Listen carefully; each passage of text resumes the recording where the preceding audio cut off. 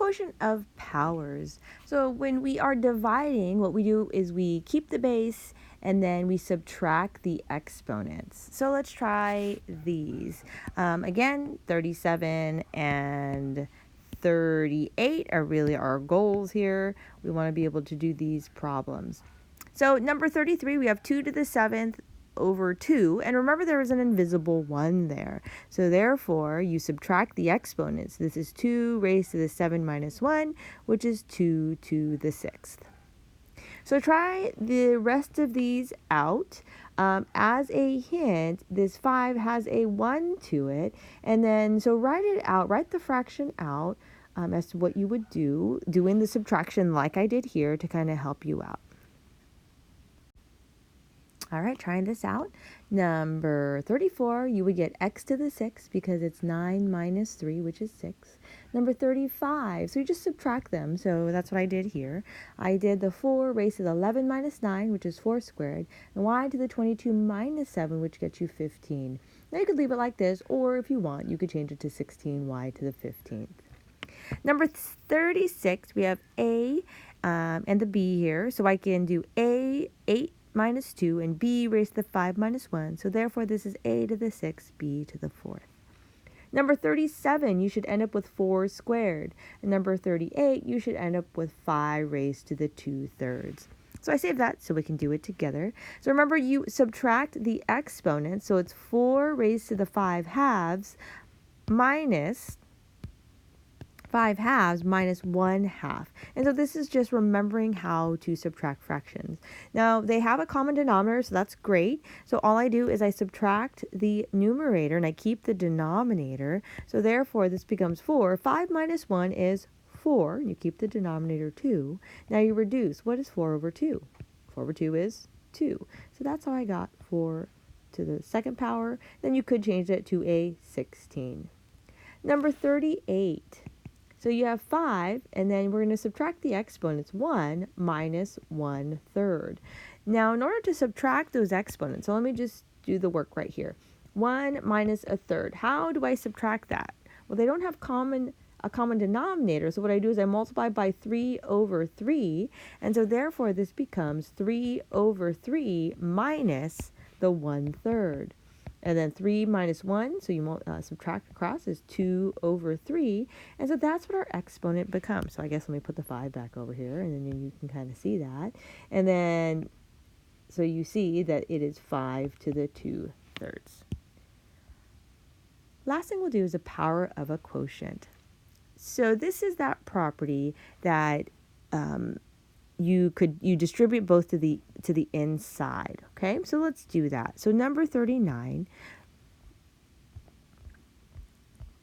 we're going to distribute to the inside. So it's 4 to the 3rd, 7 to the 3rd. And so you do the same thing for 40, 41, and 42, remembering to distribute to all the terms inside, all the constants, all the numbers, all the variables. And then number 43, you'll do the same thing, distribute it in, and please evaluate that all the way. And then 44 is a special case, but it's a good one. So try these 5 out. All right, so number 40, you should have gotten 1 to the 7th over 5 to the 7th, but 1 to the 7th power is just 1, so you can just change that. Number 41, be careful, you need to distribute that 6th power to everything inside, so it's negative 2 to the 6th, a to the 6th, 3 to the 6th, and b to the 6th. 42 is the same, 9 to the 4th, x to the 4th, and 10 to the 4th. Number 43, you should have gotten 3 over 4. No exponents there. And then number 44, you should have gotten 7 raised to the 2/3. So let's do this one together. Number 43. So we're going to distribute that 1/3 inside, and then 64 to the 1/3. Now remember, that's an rational exponent, so you can write it as an nth root. So this is the 3rd root or cubed root of 27 over the cubed root of 64. Remember, the cubed root of 27, well, 3 breaks down perfectly, 27 breaks down perfectly, and 64 breaks down perfectly, and so therefore you get 3 over 4. Now, number 44 is special. So looking at 42 to the 1/3 and 6 to the 1/3, I could distribute the 2 inside, but I'm going to use a property in the different direction instead. So what I want to do is I'm going to move the 1/3 to the outside, because I notice that 42 and 6, those are really good numbers. So what I'm going to do is I'm going to write 42 over 6, and then it's all raised to the 1/3. And then now that I'm putting to the outside, that's going to multiply to the 2 on the outside.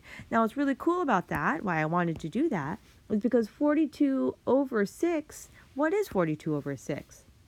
That is 7. So now you could multiply these exponents. It's 7 to the 2/3, and that's how we got that one. Now, hopefully you're a little more comfortable with your exponent rules, but here are some helpful hints to remembering those exponent rules. It's MADS PM, MADS PM.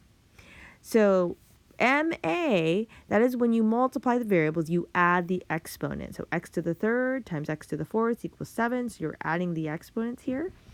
When you divide the variables, you subtract the exponent. So 7, x to the 7th or x to the 5th, it's just x squared, because you can just subtract the exponents.